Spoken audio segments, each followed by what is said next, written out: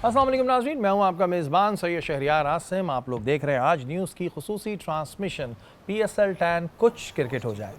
आज का मैच कराची में और कराची और लाहौर के दरमियान था। लाहौर ने टॉस जीतने के बाद पहले बैटिंग की और पहले बैटिंग करते वक्त लाहौर ने 201 रन स्कोर किए, 6 खिलाड़ियों के नुकसान पे। अभी तक पाकिस्तान कराची की जो परफॉर्मेंस है वो 52 पर 7 थे और बहुत ही जो है कंडीशन बुरी है। अब तक की कंडीशन से कराची किंग्स की ये लगता है कि कराची किंग्स आज का मैच शायद जो है वो हार जाए। महमूद भाई, आपकी जानिब आते हैं, क्या कहेंगे आज के मैच के बारे में? लाहौर ने बैटिंग की, पहले 201 रन स्कोर किए और 6 खिलाड़ियों को नुकसान पे। फ़खर की परफॉर्मेंस आज फिर अच्छी रही और कराची किंग्स मज़ा नहीं आया। अभी भी शायद कह रहे हो? अभी मैंने कहा थोड़ा रखो ना, शायद कोई चल जाए भाई। नहीं, आज शायद किसी में शाहिद आफरीदी की रूह आ जाए। हाँ, असल में ऐसी सिचुएशन हो चुकी है कि इस वक्त 7 आउट हो चुके हैं, रन्स भी नहीं है। अगर रन्स होते तो फिर आप कहते हैं कि चलो ये क्लोज जा सकते हैं या कुछ हो सकता है, लेकिन विकेटें गिर गई हैं, ओवर्स भी हो चुके हैं। तो लेकिन ओवरऑल अगर आप देखें, गुड टॉस टू विन और अच्छी कंडीशन थी, उसका पूरा फ़ायदा उठाया। लाहौर ने पहले बारी ली और एक अच्छा स्कोर किया। वही फ़खर वापस ऑन बैक न फॉर्म, पहले मैच के बाद दोनों मैच में रन्स किए। तो इस तरह और एक स्ट्राइक रेट भी बड़ा ज़बरदस्त था और उसके बाद 2-3 विकेटें गिरी, लेकिन जो है बाद में बहुत अच्छा ने जो है वो संभाल लिया। जबकि अगर हम लाहौर कलंदर की बैटिंग देख रहे हैं तो इनके भी जो मोहम्मद नईम है, अब्दुल्ला शफीक है, वो जल्दी आउट हो गए थे, जिसके बाद प्रेशर लिया जा सकता था। लेकिन फिर मिचेल ने आके जो है वो बैलेंस कर दिया। सबसे इंपॉर्टेंट चीज़ है कि एक ओपनर खड़ा हुआ था क्रीज के ऊपर, कॉपाई किया हुआ था फ़खर, और फ़खर अटैक पे अटैक कर रहा था। और जहाँ भी जैसी लेफ्ट आर्म स्पिनर आता था, फ़खर ने जिस तरह उस पर अटैक किया है और एक अच्छा स्ट्राइक रेट के साथ गया। फिर मिचेल्स ने जिस तरह बैटिंग की उसके साथ फिनिशिंग अच्छी कर दी दोनों ने। जब फिनिशिंग अच्छी करते 15-16 ओवर तक ये दोनों प्लेयर क्रीज पे थे। 15 ओवर में आउट हुए फ़खर 70 कुछ करके। तो 5 ओवर में इतने रन्स थे बना सकती थी टीम कि उन्होंने 50-55 रन बना के एक अच्छा टारगेट जो है कराची को दिया। अच्छा, आप क्या समझ रहे हैं कि इस वक्त में टॉस क्या इंपॉर्टेंट, बहुत ज़्यादा इंपॉर्टेंट हो गया है टॉस? क्योंकि जो टॉस जीत रहा है और अगर वो बैटिंग कर रहा है तो वो जीत रहा है, तो क्या ऐसा हो गया टॉस बहुत इंपॉर्टेंट हो गया? चेज भी हुआ है ना, 234 चेज हुआ है, 40 चेज हुआ है, तो 2 दफ़ा 200 रन भी चेज हुए हैं। इट डिपेंड कर रहा होता है कि जब आप टारगेट को चेज करने जा रहे होते हैं कि आप जो है वो जो आपके ओपनर्स हैं वो लंबा खेलें, और जब तक आप वो लंबा नहीं खेलेंगे, रेगुलर इंटरवल अगर विकेटें गिरती चली जाएंगी तो फिर प्रॉब्लम आती है, वो मेंटेन नहीं कर पाते फिर आप। तो अगर आप मुझे एक वार्नर ने जो प्रेस कॉन्फ्रेंस की थी वो एक अच्छी चीज़ थी। आज भी उनका एटीट्यूड उसी अंदाज से था, क्योंकि 200 रन चेस कर रहे थे। You have to go to the target. उन्होंने यही कहा है कि आपने जाना है टारगेट के पीछे, अच्छा, चाहे विकेटें भी गिरती चली है। लेकिन उनकी 7 आउट हो गए इस वक्त, लेकिन उन्होंने अपना जो इंटेंट है ना वो उसी तरह रखा है जो ओजीज का होता है। अच्छा, यहाँ पर अगर हम देखते हैं कराची में, तो ये हसन अली की बॉलिंग भी आज बड़ी ज़बरदस्त रही। 4 for 28 और 4 विकेटें उन्होंने हासिल की हैं। काफ़ी दफ़ा जनरेटर भी चलाया उन्होंने इसी दरमियान, जो उनका स्टाइल एक्शन है, अच्छी बात है, बॉलिंग अच्छी थी। तो हसन अली की बॉलिंग भी बड़ी अच्छी रही। हसन ने आज ओवरऑल बॉलिंग बहुत अच्छी की है, लेकिन थोड़ा सा मैं कप्तानी मुझे थोड़ी सी वार्नर रॉन्ग टाइम पे आप 17वां ओवर जो है अपने जो है नॉन रेगुलर बॉलर से करवाते हो। इसका मतलब कैलकुलेशन में कहीं ना कहीं गलती ज़रूर हो रही है, मिस्टेक हो रही है। तो ये चीज़ें बहुत इंपॉर्टेंट है कि आपके जो डेथ ओवर्स हैं उसके अंदर आपके मेन बॉलर्स को बॉलिंग करनी चाहिए। तो आपकी कैलकुलेशन ऐसी होनी चाहिए। कैलकुलेशन कभी कभी ऊपर नीचे हो जाती है। वो कहते हैं ना कि कोई बॉलर अच्छा कर रहा होता है, हम कहते हैं सारे इससे करवा लो, नहीं भाई, रोक के भी रखना होता है, एंड में पता नहीं कौन जो है वो चल जाए। करीम हमारे साथ मौजूद है। करीम, सबसे पहले तो ये बताएं आज ग्राउंड की क्या कंडीशन थी, उसके बाद सवालों की तरफ आते हैं। ग्राउंड की वही कंडीशन थी जो पिछले 3 से 4 मैचेस में खाली था बिल्कुल, और 5 से 10% आवाम थी और जो एक्सपेक्टेड था। हालांकि बड़ा मैच था, कराची और लाहौर का हमेशा जो है बड़ा टाकरा रहता है और कराची वाले इंटरेस्ट लेते हैं क्योंकि एक राइवलरी बनाई हुई है, एक सॉफ्ट राइवलरी है, लेकिन फिर भी वही हाल था, जो कराची वाले नहीं आए, जो मामला चल रहा है। ठीक है, क्या कहेंगे आज के मैच के बारे में? शाहीन शाह अफरीदी ने बड़ा ज़बरदस्त जो है वो अपना बॉलिंग कराई उन्होंने। टॉस जीत के बैटिंग का फैसला अच्छा था। फ़खर जमान का कैच अगर नहीं छूटता तो ये होता कि 75 रन भारी नहीं पड़ते। फ़खर जमान का जेम्स विंस ने कैच छोड़ा स्क्वायर लेग के ऊपर, तो उसके बाद जो है वो 76 रन गिर गए और उसके बाद एक लंबी पार्टनरशिप मिचेल और फ़खर जमान के दरमियान रही। हालांकि ये है कि जल्दी ओपनर आउट हो गए थे नईम, और अब्दुल्ला शफीक भी जल्दी विकेट दे बैठे थे, लेकिन एक अच्छी पार्टनरशिप की वजह से 200 रन करने में कामयाब रहे। बात रहे शाहीन शाह अफरीदी की, पहले ही ओवर के अंदर जिस तरीके से उनका हमेशा से नए बॉल में इन स्विंग आता है, उन्होंने इसी तरीके से जो है पहले जो वार्नर को आउट किया, एक अच्छा कैच पकड़ा सैम्बलिंग्स ने, उसके बाद जेम्स विंस की विकेट ली। तो ये जो स्टार्ट मिला शुरुआत में पिछले मैच में हमने देखा था कि डेविड वार्नर का तेज़ खेलना 200 के स्ट्राइक रेट से, जेम्स विंस का स्ट्राइक रेट तेज़ खेलना 100 उन्होंने किया था, तो मैच वो ले गए थे, उन्होंने चेस कर लिया था। लेकिन शहनशाह अफरीदी की जल्दी विकेट लेना, और वो हमेशा ये करते हैं, शुरू के उनका जो बॉल होता है नो डाउट वो बेहतरीन रहता है, पेस नहीं होता, लेकिन जो उनका नेचुरल इन स्विंग होता है इस वजह से वो आउट कर जाते हैं। हाँ, असल इम्तिहान उनका होता है जब बॉल पुराना हो रहा होता है और फिर वो जब मार खाना शुरू होते हैं, वो मेन कंसर्न है जिसके ऊपर उनको देखना चाहिए। शुरू में तो वो आउट कर जाते हैं। मतलब आपने एक तरीके से तारीफ भी कर दी और क्रिटिसाइज भी कर दिया है। एक जगह आपने कह दिया कि नहीं बॉल शुरू में ले लेते हैं, अच्छा कर बात की कहानी बाद में देखेंगे। अभी लग रहा है ना कि शाइन जो है वो अपने रिदम में आ रहा है, क्योंकि शाइन को अगर अभी हम पीछे भी देखते आ रहे थे कि शाइन का जो नेचुरल इन स्विंगर था वो लेंथ, उस लेंथ को वो हिट कर रहा है और वहाँ से गेंद उसका जो है वो अंदर राइट हैंड बैट्समैन को अंदर आ रहा है। तो एक अच्छा कमबैक नज़र आ रहा है। 2 ओवर में अगर आप 2 विकेट ले जाते हो और ऐसे प्लेयर्स की ले जाते हो कि जिनसे आपको बहुत डर होता है कि ये खड़े हो गए तो ये मैच को लेकर चले जाएंगे, वेंस और वार्नर, तो आपने अपने स्ट्राइक से जो है उन दोनों प्लेयर्स को आउट कर दिया। अब इसकी टेक्निक मैं बताता हूँ, शुरू में ऐसे प्लेयर्स भेजें जिन्होंने टेल एंड पे आना हो, उनको भेजें ओपनर, शाइन उनको आउट कर देगा, उसके बाद शाइन का रिदम टूट जाएगा। तो फिर तो दूसरे भी तो आएंगे नहीं तो फिर अब आपने कहा ना कि वो शुरू में निकालते कर देता है, पुराने बॉल पे मसला हो जाता हाँ, है। तब ये सही शुरू में ऐसे भेज दें, वो जो नहीं होते जो किसी ने कह दिया था रेलू कट्टे, भाई मेरा अल्फाज नहीं किसी ने कहा था, तो वो ऐसे भेज दें तो ताकि हो ये कि जब शाइन शुरू के ओवर करा ले उनको आउट भी कर दें, खैर है एंड में अच्छा बुलाइए, ऐसी मेरे जहन में अपनी क्रिकेटिंग के लिहाज से आया है। अच्छा, आते हैं अब कुछ खबरों की जानिब। शुएब अख्तर कहते हैं कि जी जो वसीम और वक़ार हैं उन्होंने मेरे सामने कोई 60 से ज़्यादा मैचेस जितवाएं जिसका मैं गवाह हूँ। उधर उन्होंने क्रिटिसाइज़ किया है मोहम्मद हफीज़ को। वो ये कह रहे हैं कि उन्होंने खुद क्या लेगेसी छोड़ी है। वो कहते हैं कि जी वसीम और वक़ार ने क्या लेगेसी छोड़ी थी। तो यहाँ पे शुएब अख्तर कहते हैं कि वसीम और वक़ार की लेगेसी के तो ये हैं कि 60 मैचेस हैं, मोहम्मद हफीज़ ने क्या लेगेसी छोड़ी है, ये ज़रा बताएं उन्होंने खुद क्या किया। देखिए, मेरी बात ये समझ में नहीं आती कि प्लेयर्स एक दूसरे के ऊपर आजकल बड़ा चल रहा है 90s के प्लेयर्स 90s के लड़के कैसे प्लेयर थे, 2000 के प्लेयर कैसे थे, अब के प्लेयर कैसे हैं। तो हर एक का एरा होता है, उस एरे के हिसाब से वो प्लेयर्स होते हैं, ठीक है ना। अगर हम बहुत पीछे चले हैं 60s में या 70s में, तो उस वक्त तो बगैर हेलमेट के विदाउट जो है गीली पिचों के ऊपर और कवर भी नहीं होते थे, विदाउट हेलमेट थाई गार्ड के बगैर बैट्समैन बैटिंग कर रहे होते। तो उसके बाद थिंग्स चेंज। वसीम वक़ार ने इतने मैचेस पाकिस्तान को जिताया, मतलब हफीज़, मेरी समझ में ये बात नहीं आ रही कि हफीज़ को ये ऐसी बात करने की कहाँ ज़रूरत पड़ गई कि आप इतने लेजेंड, जो दुनिया जिनको लेजेंड मानती है, उस बिसाइड कि वो एज ए कोच वक़ार की क्या रही है, लेकिन as a cricketer, as a bowler, तो मैं मतलब दुनिया उसको हाईली रेट करती है। उसका जो कोचिंग कोर्सेज के अंदर उसका जो रिदम है, उसका जो एक्शन है, वो उसके ऊपर वीडियो एनालाइज होता है कि वक़ार का जो है परफेक्ट एक्शन है, परफेक्ट रन अप है, फॉलो थ्रू ज़बरदस्त है, और पीछे कितनी परफॉर्मेंसेज हैं। आप ये देखिए, पाकिस्तान को एक मैच मुझे अच्छी तरह याद है 120 रन करना था और न्यूजीलैंड ने सेकेंड इनिंग में टेस्ट मैच में, और इन्होंने दोनों ने टीम उड़ा दी। अच्छा, ये तो नहीं इसी है। तरह वनडेज के अंदर कितनी दफ़ा ऐसा हुआ है कि साउथ अफ्रीका जो सीरीज़ थी हमारी, वहाँ पर कितनी दफ़ा इन्होंने, हफीज़ ने कितने मैचेस ऐसे हैं मुझे बताए कि उन्होंने जो है पाकिस्तान को सिंगल हैंडेड मैच जिताया। अच्छा महमूद तो भाई, किसी के ऊपर इस तरह मेरे ख्याल से ये तो नहीं है कि कोई दिल के गुबार थे। मैं सिर्फ हफीज़ की बात नहीं कर रहा, क्योंकि ये क्रिटिसाइज एक दूसरे को बहुत कर रहे होते हैं अलग अलग लोग। मुश्ताक अहमद साहब का भी जो है वो फड्डा हो गया था वसीम अकरम से, और वो शायद मजाक था, क्या था, वो मजाक था या क्या था, वो नहीं पता हमें। लेकिन कोई ये तो नहीं है कि पहले हमारे पास प्लेटफॉर्म नहीं थे बोलने के लिए, और ज़ाहिर है हम किसी के साथ होते हैं तो हम इसके अंडर प्रेशर होते हैं। अब सब जो है वो आज़ाद हो चुके हैं तो वो अपने दिलों के गुबार निकाल रहे हैं। नहीं तो क्यों, वजह तो पता चले ना। कोई ना कोई ऐसी शायद माजी में जातियाँ हुई हुई हो, क्या मतलब, अब मुझे तो नहीं पता, मेरे साथ थोड़ी हुई है। बात यही हो रही है ना कि आप उनकी परफॉर्मेंस के ऊपर बात कर रहे हो यार।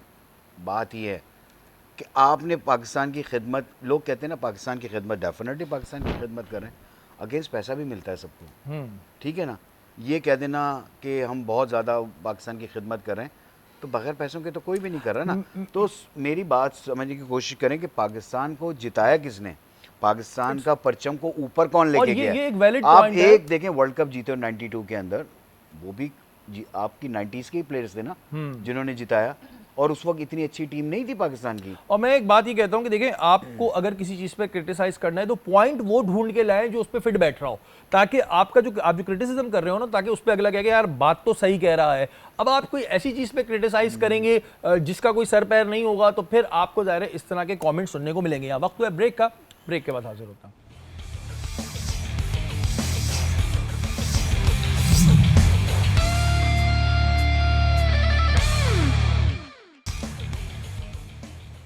वेलकम बैक नाजरीन, आप लोग देख रहे हैं आज न्यूज़ की खुसूसी ट्रांसमिशन PSL 10 कुछ क्रिकेट हो जाए। और अब चलते हैं हम अरसला के पास और जानते हैं कि सोशल मीडिया पे इस वक्त क्या चीज़ ज़्यादा वायरल हो रही है। जी अरसला, बताएं क्या खबरें आपके पास। इस वक्त जो है पाकिस्तान में हमारे एक प्लेयर हैं जिनकी कवर ड्राइव दुनिया भर में मशहूर है, बाबर। और इस वक्त उनकी कवर ड्राइव देखने के लिए फैंस जो है वो तरस रहे हैं Okay. कि वो कहाँ है, जो परफॉर्मेंस का असल वक्त है उस वक्त वो नजर नहीं आ रही।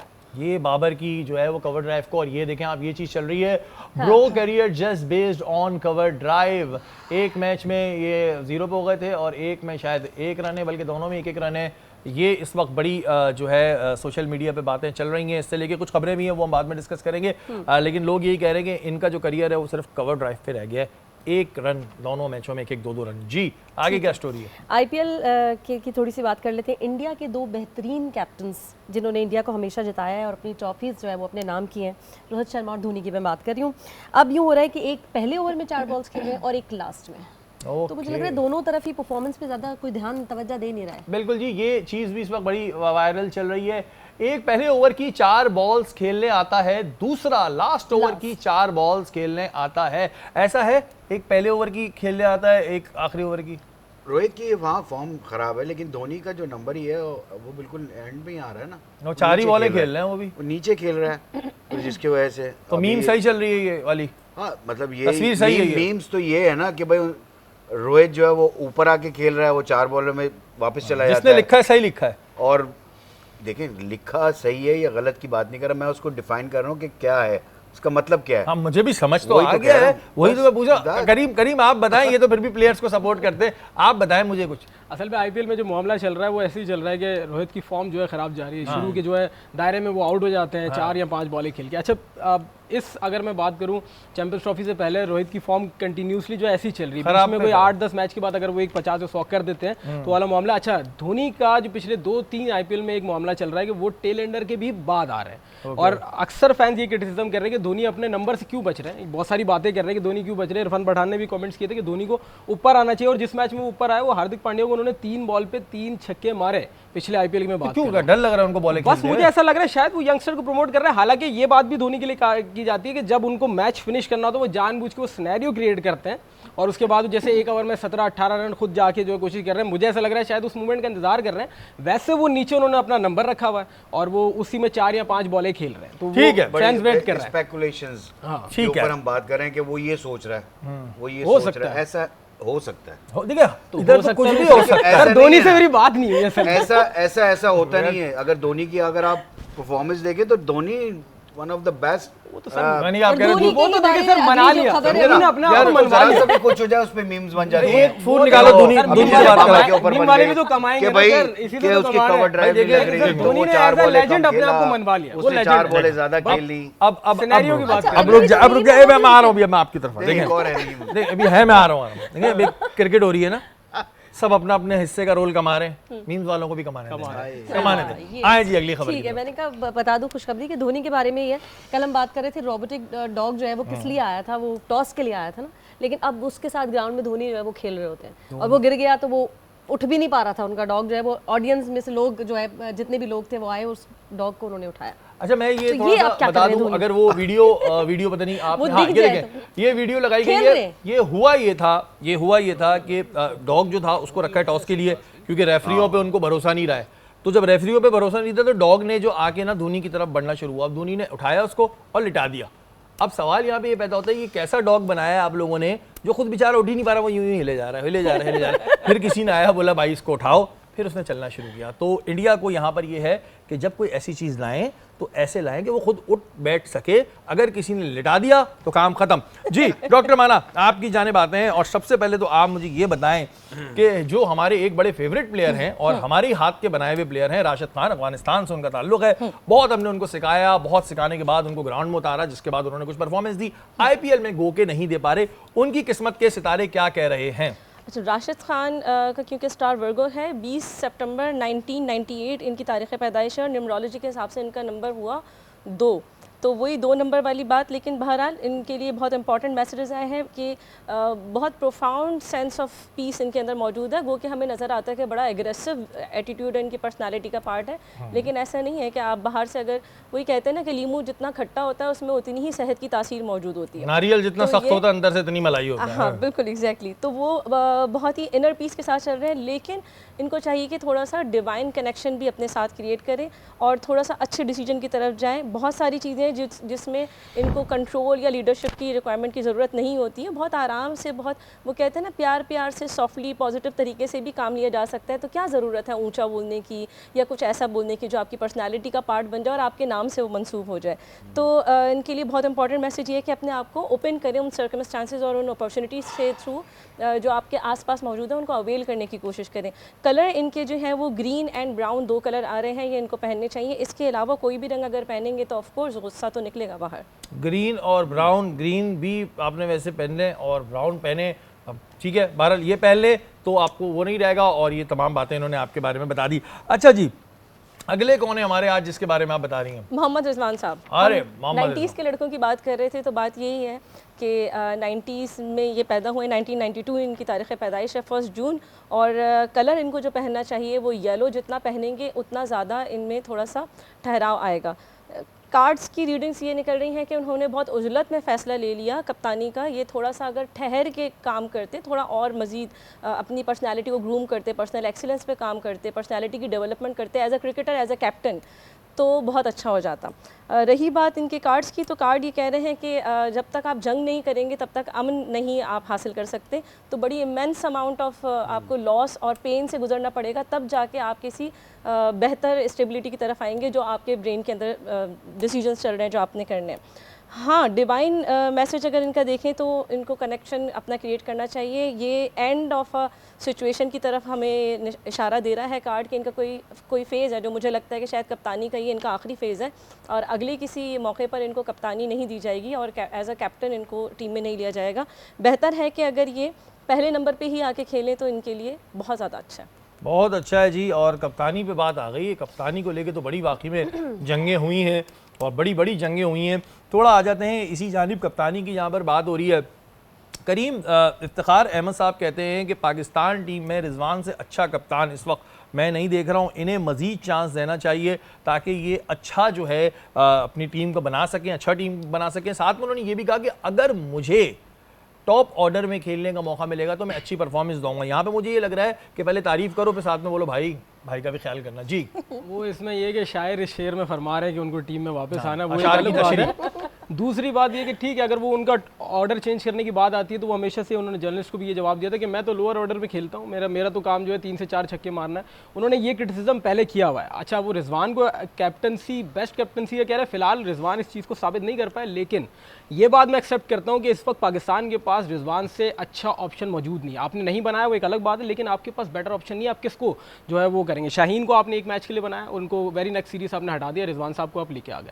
उसके बाद बाबर 5 साल मौका दिया, लेकिन अब बाबर की कप्तानी से जो है बहुत सारे लोग खुश नहीं हैं, तो बाबर एज अ कैप्टन अब वो देखते भी नहीं है। तो रिजवान अभी मौका देना चाहिए उनको। बहुत जल्दी मुझे लगता है कि T20 से भी हटा दिया गया, सेंचुरी उन्होंने कर दी है इस बार। अगर आपका PSL क्राइटेरिया है तो मुझे लगता है कि शायद वो आपकी T20 टीम का भी हिस्सा कहीं ना कहीं शायद बन जाए। लेकिन अब आपके पास रिजवान से बेटर ऑप्शन नहीं है। उन्होंने आपको जो है PSL में कंटिन्यूसली मुल्तान सुल्तान फाइनल भी खेलती रही है, जीती भी है। तो जब आप जिस क्राइटेरिया से लेके आ रहे हैं कप्तान को, जिस चीज़ से चला रहे हैं, तो मुझे लग रहा है उस क्राइटेरिया पे बिल्कुल फिट बैठ रहे हैं। हाँ, इंडिविजुअल परफॉर्मेंस परफॉर्मेंस की बात है तो ये पाकिस्तान का हमेशा से रहा है, जब बैट्समैन या कोई भी कप्तान बनता है तो उसकी बैटिंग पे थोड़ा बहुत फ़र्क आता है। जैसे हमने देखा कि बाबर जब कप्तान बने तो एक फेस ऐसा आया कि बाबर, मुझे ऐसा लग रहा था कि दोनों जो चीज़ें वो संभाल नहीं पा रहे, वो स्टिल उसी फेस से गुजर रहे हैं और फिर वो कुछ चीज़ें सही भी नहीं कर रहे। रिजवान का भी ये है कि वो जब कैप्टन बने तो उनका भी ये वाला मामला रहा कि वो अपना आउट ऑफ फॉर्म हो गया, वरना कंटिन्यूसली वो खेल रहे थे। हाँ, अपना नंबर एक आध बार चेंज करेंगे तो माइट पॉसिबल वो हो सकता है कि वो चल जाए। आप कैसे देखते हैं महमूद भाई, क्या रिजवान बेहतर है? क्योंकि जो डेविड है नमीबिया का प्लेयर, उसने कहा है कि शाहीन से अच्छा कप्तान कोई भी नहीं है। उन्होंने ये भी कहा है कि मैं पीएसएल खेलता ही सिर्फ शाहीन की कप्तानी में हूं और मुझे बड़ा पसंद है शाहीन। उन्होंने शाहीन की कप्तानी को बड़ी एक पॉजिटिव वो दिया। गो के ये बात बाजी में भी हो चुकी है कि शाहीन को या तो कैप्टन बनाना नहीं था और अगर बनाना था तो इतनी जल्दी हटाना नहीं था। आप क्या समझते हैं, शाहीन ज़्यादा बेहतर कप्तान रहते हैं या रिजवान को ठीक है अभी लगे रहते हैं? देखिए, शाहीन को जब लाहौर वालों ने कप्तान बनाया था तो सभी यही कह रहे थे कि it's too early to captain, लेकिन पहले सीज़न के बाद अगला सीज़न जब आया तो शाहीन ग्रूम हुआ। हमने कुछ प्लेयर्स हमारे पास ऐसे हैं कि हमारा कैप्टन ग्रूम हमने नहीं किए, जो ग्रूम हुए हुए कैप्टन्स थे वो पुराने ही थे। अभी कोई कैप्टन ग्रूम होके नहीं आ रहा और कि वो नीचे से कप्तानी करता हुआ आ रहा और ऊपर आके वो कप्तानी करे। लाइक सरफराज था या मोइन था, ये लोग नीचे से कप्तानी करते हुए आ रहे थे, हर लेवल पे उन्होंने कप्तानी की है और वो इतने ग्रूम हो चुके थे।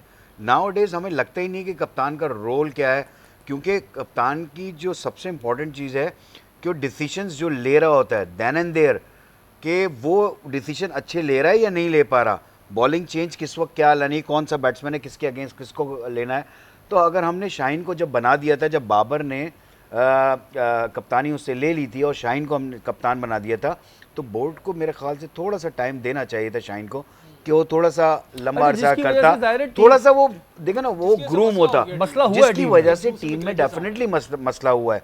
और फिर बाबर को दोबारा इतनी जल्दी टीम नहीं कप्तानी नहीं लेनी चाहिए थी, बिकॉज देखें रिफ्ट्स आए इसी वजह से कि आप शाहीन एक टूर पे गए कप्तानी की, फिर वापस आके जो है वो बाबर वापस कप्तानी ले लेते हैं, उनको ऑफर होती है वो कप्तानी ले लेते हैं।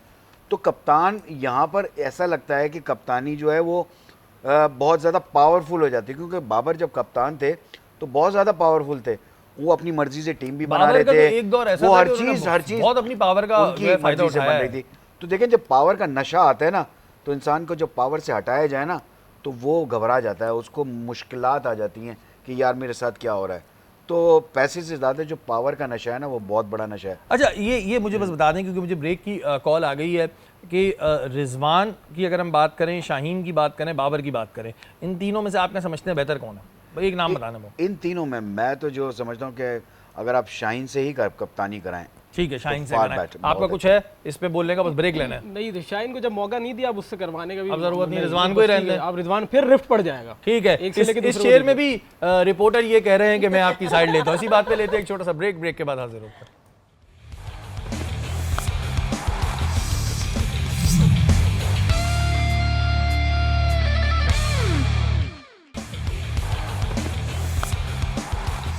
वेलकम बैक नाजरीन, आप लोग देख रहे हैं आज न्यूज़ की खुसूसी ट्रांसमिशन। बहुत सारी खबरें हमारे पास हैं, वहीं एक खबर है लेके सलमान बट को ज़ाहिर PSL का जो कमेंट्री पैनल है उसमें डाला गया, लेकिन उसके बाद काफ़ी कंट्रोवर्सीज़ जो है वो सोशल मीडिया पे हमें दिखाई देती हैं। करीम, आप क्या कहते हैं, ये चीज़ें आपके सामने से भी गुजरी होंगी कि सलमान बट को लेके कंट्रोवर्सीज़ क्यों हो रही हैं?